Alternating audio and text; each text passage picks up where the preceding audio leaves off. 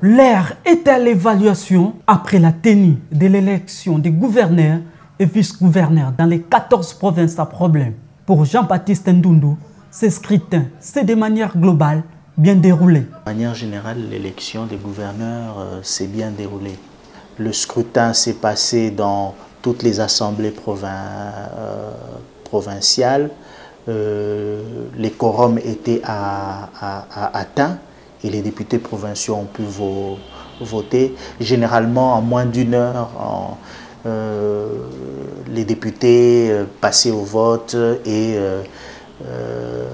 les résultats étaient publiés en très peu de temps, évidemment grâce à la machine à voter également. Il y a quelque chose sur lequel je veux quand même insister, parce que ça c'est quelque chose qui est excellent, c'est la manière dont la publication des résultats ont été gérés dans la province du Congo central, où on a vu que la publication a été suivie de communication des candidats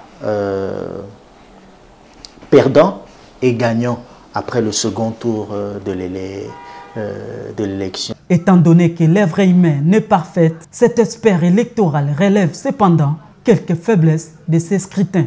Il y a un certain nombre de candidats qui ont estimé que les députés provinciaux avaient reçu des fonds des candidats pour qu'ils votent pour eux. Je pense qu'il serait peut-être profitable pour tous que l'on légifère le plus clairement possible sur ces questions. Parce que les rapports que nous avons entre candidats et électeurs sont faits des rapports en termes d'argent et en termes d'intérêt. Il faut bien définir quelles sont les limites qui ne peuvent pas être dépassées. Et pour l'instant, le cadre légal électoral ne le dit pas. Qu'est-ce qui est permis?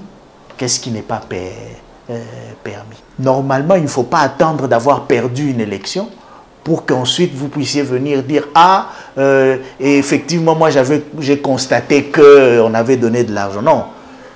Il faut qu'il y ait un contentieux de campagne électorale et c'est ça le travail des témoins. Pour ceux-là qui proposent l'élargissement de l'électorat de cette élection dans le but de résoudre la problématique de la corruption, Jean-Baptiste Ndundu n'adhère nullement à cette proposition. Élargir le corps électoral est quelque chose qui est souhaitable. Mais corruption avec 1000 francs et corruption avec 5000 francs, c'est corruption. Ce n'est pas parce que vous avez corrompu avec 5000 francs que vous êtes plus condamnable que celui qui a corrompu avec 1000 francs. Non.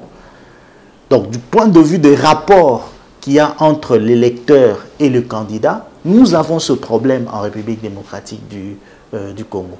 Que ce soit pour le suffrage universel direct, que ce soit pour le suffrage universel indirect. Je ne partage pas le point de vue selon lequel il faut faire un suffrage universel direct pour l'élection de gouverneurs, parce que j'estime que ça va multiplier par 100 000 le coût des élections, et ce n'est pas ce que l'on doit rechercher. Nous n'avons pas déjà suffisamment de moyens, et un suffrage universel direct, c'est multiplié par au moins 100 000 le budget